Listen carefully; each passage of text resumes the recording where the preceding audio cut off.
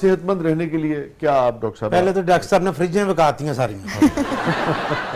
जी doctor साहब। Doctor साहब की बात को ही आगे बढ़ाऊंगी कि आप जो सहरी करनी है वो भी आप जो है वो एक चपाती लें और उसके ऊपर देसी घी लगा लें, पराठा ना खाएं, पराठा ना लें, और जो आपका सालन हो जो आप खाना चाह रहे हैं वो आप ले लें। और जो बिल्कुल सेहतमंद है वो भी पराठा ना खाए? सर बेहतर है कि ना खाए, क्योंकि उससे जो एसिडिटी होती है, क्योंकि मोस्टली लोग यूं करते हैं कि नमाज पढ़ी और फिर वो 1-2 घंटे सोते हैं। अगर कोई सोने वाला नहीं है, जैसे मेरी ये ख्वाहिश होती है, मैं कभी अमल कर पाऊं ना कर पाऊं, कि सहर के बाद फिर सोए ना आदमी और फिर आखिर तक यानी कि अफ्तार तक चले, मैं उनमें से हूं ना, तो उनके लिए भी आप समझती हैं कि ये मामूल नहीं होना चाहिए? पराठा तो बेहतर है कि तो ना ही पराठा खाएं, बंद करो। पराठा नहीं पराठा खाना जो है ना चाहिए। बेसिकली एसिडिटी तेजाबियत पैदा करता है, स्कील है, आप हजम नहीं कर सकेंगे उसको, बीमारी पैदा करेगा। भले आप ना भी लेटे तब भी? कुछ भी नहीं, दोनों सूरतों में आपको वो मतलब आप सादा रोटी जैसे फुल्का कहते हैं, जी। फुल्का बनाए, नीचे उतारें, उसके ऊपर देसी घी चोपड़ जिसको हम कहते थे, वो जितना मर्जी लगा लें, चोपड़ी आप और दो-दो, हाँ, है? चोपड़ी 2-2 खाओ, 4-4, उसके बाद चूरी आप खा सकते जैतून हैं का तेल उसके ऊपर लगा सकते हैं, आप उसको नीचे उतार के आप उसकी चूरी बना सकते हैं। ठीक है, आखिरी बार पराठा कब बनाया था आपने लिए? सर मुझे याद नहीं है, ये क्योंकि तो ये एक तो खाते फायदा नहीं यही हैं। हो गया कि ये तो आपको बनाना या बनवाना नहीं पड़ता नहीं, होगा। वैसे मुझे बनाने के बहुत तरीके आते हैं, नहीं, मैं नहीं पराठा कह रहा कि के आपको आता तरीकों नहीं से, है। मैं लेकिन कह ये रहा हूँ डॉक्टर आपकी साहब जान नहीं छूटी। खाते। मैं डॉक्टर साहब से पूछने वाली थी कि पराठा मना कर दिए, सहरी में जो लोग पराठा खाते हैं वो फिर क्या खा के सहरी करें? हाँ, जिनको आदत है वो ये कह रहे हैं। जिनको आदत है। देखें, वो उसी पराठे को सिर्फ तरीका चेंज कर लेना कि आप उस पराठे को कहने चोपड़ियां वाला जो है ना, चोपड़ी कर लेना उस सूरत में तो कोई मसला नहीं, वो बहुत problem ऑयल वाला नहीं ना करे। हो। नो चोपड़ी आपको नहीं पता चोपड़ियां? तवे के ऊपर घी नहीं लगाना चाहिए ना। हाँ, तवे के ऊपर घी नहीं वो लगाना। कह रहे हैं कि फुल्का जब बन जाए हाँ जी। उसके ऊपर फिर आप देसी घी लगा लें, लगा लें, ऑलिव सही, ऑयल लगा लें, वो ये ठीक है। उसको कहते हैं चोपड़ी। अच्छा, चोपड़ ठीक है। लेना, मनपसंद की शादी हुई हो, नाले चोपड़ियां नाले दो सलामी भी आ जाती है ना। और इसके अलावा किन चीजों का ख्याल रखना चाहिए जो बिल्कुल सेहतमंद है?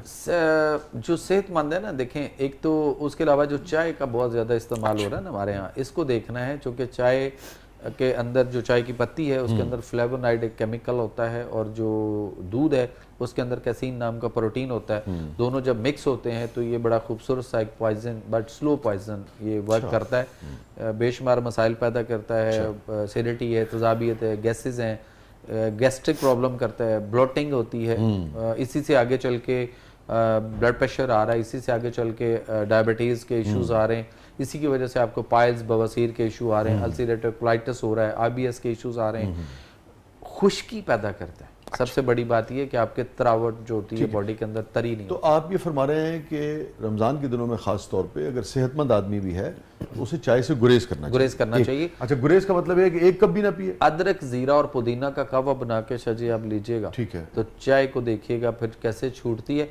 और चाय अदरक, जीरा और पुदीना। और क्या मिकदार होनी चाहिए इसकी? मिकदार इसकी ये होगी कि आपके ये हाथ की उंगली का पहला एक पोर, ठीक है, जितना है अंगूठे का, इतना का आप टुकड़ा अदरक का ले लें, छिलका उतारें और इसको मोटा मोटा काट लें।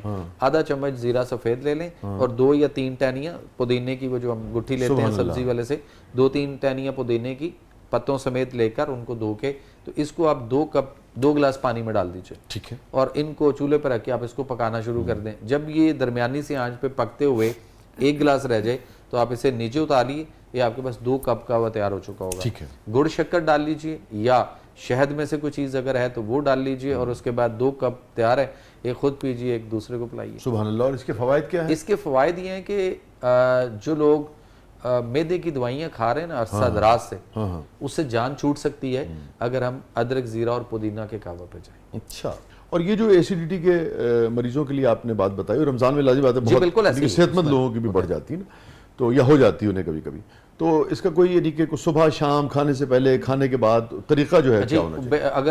अगर आप दिनों में आम दिनों में है तो आप इसको 3 टाइम ले सकते हैं। और अगर रमजान है तो आप सुबह, अब जब सहरी करते हैं तो सहरी के बाद ये कहवा पी लें। इसका मतलब है खाने के बाद लें? खाने के बाद। और शाम को भी जब आप इफ्तारी करते हैं तो इफ्तारी के वक्त या इफ्तारी के बाद इसको ले सकते हैं। आपके बहुत सारे मसले ठीक रहेंगे बनिस्बत इसके कि लोग कुछ सुबह लस्सी पीना चाहते हैं, सहरी में लस्सी पीते हैं या दही खाते हैं तो मैदा ठंडा हो जाता है। मैदा ठंडा होने से आपके मसाइल जो है वो खुराक देर तक आपकी बॉडी में पड़ी रहेगी, डाइजेशन नहीं होगी, हरारत चाहिए मैदे को उसको डाइजेस्ट करने के लिए, और हम उसमें ठंडी चीजें डाल के, यानी दही का मिजाज भी सर्द है या लस्सी जो है वो भी है, कुछ लोग दही लस्सी भी लेते हैं और उसके बाद वो एंड पे उनको होता है कि चाय भी हो जाए। तो हम अजीब तरह से अपने इस मसले पूरे ट्रैक के साथ बड़ा गड़बड़ जुल्म करते हैं ना, कुछ जुल्म लोग, करते हाँ, हैं। अपने मैदे तो वहां पे ये कावा बहुत अच्छा है, जो अदरक जीरा और पुदीना वाला। ठीक है। और शाम को अफ्तारी जो है वो भी उसी तरह से होनी चाहिए कि शाम को ये जो हम पकोड़े, समोसे, दही बल्ले, फ्रूट चाटें और इतने मुख्तलिफ किस्म के मशरूबात, और उसमें डिफरेंट, सबसे बड़ी हमाकत जो इस वक्त हो रही है वो ये होती है कि रमज़ान में जैसे ही रोज़ा अफ्तारी के करीब पहुँचते हैं तो लोग डायरेक्टली मुख्तलिफ किस्म की cold drinks, soft drinks, energy drinks direct ले रहे हैं और सीधा किडनी पे इफेक्ट है। और उसके बाद आप देख लीजिए कि लोगों के गुर्दे जो हैं वो किस कदर फेल हो रहे हैं, गुर्दे खराब हो रहे हैं, और डायलिसिस केसेस और सारा हमारा डायलिसिस सेंटर भरे पड़े हैं। ठीक है, और कोई चीज़ जो आप समझते हैं जो सेहतमंद लोगों को मजीद कुछ करना चाहिए और कुछ नहीं करना चाहिए, डूज एंड डोंट्स में? अफ्तारी के अंदर ये है कि हम शाम को जो है वो ये जो पकोड़े, समोसे, दही बल्ले, फ्रूट चाट और मुख्तलिफ किस्म की चीज़ें जो हम इस तरह की चटपटी बना के मुरगन गज़ाएँ अपने अंदर धकेलते हैं, इससे अवॉइड करना है। अफ्तारी बेहतरीन, आपको जो खुश और खुजू के साथ ना पूरा महीना आपकी इबादत इतनी कमाल की शाजी गुजरेगी जिसका अंदाज़ा नहीं है कि आप शाम को खजूरें लें, बादाम साबित रखें अपने पास, उनको तोड़ के फ्रेश गिरी निकाल के, तो आप वो 4-6 गिरियां ले लें बादाम की, और उसके बाद 2-4-5 खजूरें लें और उसको खाएं। या पिस्ता कोई लेना चाहे तो 5-7 दाने पिस्ता भी ले सकता है, किशमिश जो है वो कोई हम ले सकते हैं थोड़ी सी। और उसके बाद हम ये अफ्तार की बात कर रहे हैं। अफ्तार की, और उसके बाद हमें या तो 1 गिलास गर्म दूध लें, और अगर दूध नहीं पीना तो गर्म पानी ले लें, या जो अदरक जीरा पुदीना का कावा है उस कावे को इंटेक करें। ठंडे मशरूबात और इन चीज़ों से अवॉइड करना है। और उसके बाद हमें नमाज पे जाना है, नमाज पढ़ के फौरन जो है उसके बाद खाना लेना है, खाने में वही सादा चपाती और रोटी को देखना है। और उसके बाद उसमें भी हम कोशिश करें कि हम गंदम की बजाय अगर हम जौ की रोटी को लें तो सुन्नत भी है, और उसके साथ उसकी इफादियत बहुत ज़्यादा और भी अच्छी है, क्योंकि इस वक्त गंदम जो है वो एज ए GMO फूड बहुत सारी बीमारियां पैदा कर रही है। उसके बाद जो सालन आपको लेना है वो भी इस तरह का लें जैसे आप कद्दू हैं, टींडे हैं, घिया तोरी है, मूली है, हल्की ग़िज़ा जिसे गाजर है, शलजम है, पेठा कद्दू है, भिंडी तोरी है, उसके बाद मूंगरे हैं, मेथी है, और उसके बाद आलू वगैरह और इस तरह की चीज़ों से। डॉक्टर साहब, सारियां सब्जियां उदास नहीं हो जाएंगी गोश्त दे बगैर?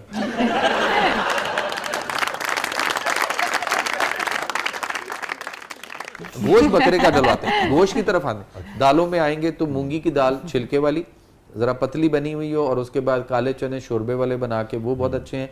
बकरे का गोश्त बहुत अच्छा है, मटन वो लिया जा सकता है, देसी मुर्गी ली जा सकती है, बट ये जो ब्रायलर मुर्गी है इससे अवॉइड करना है, क्योंकि ये बजाते खुद बीमार है और ये फिर हमें भी प्रॉब्लम करेगी।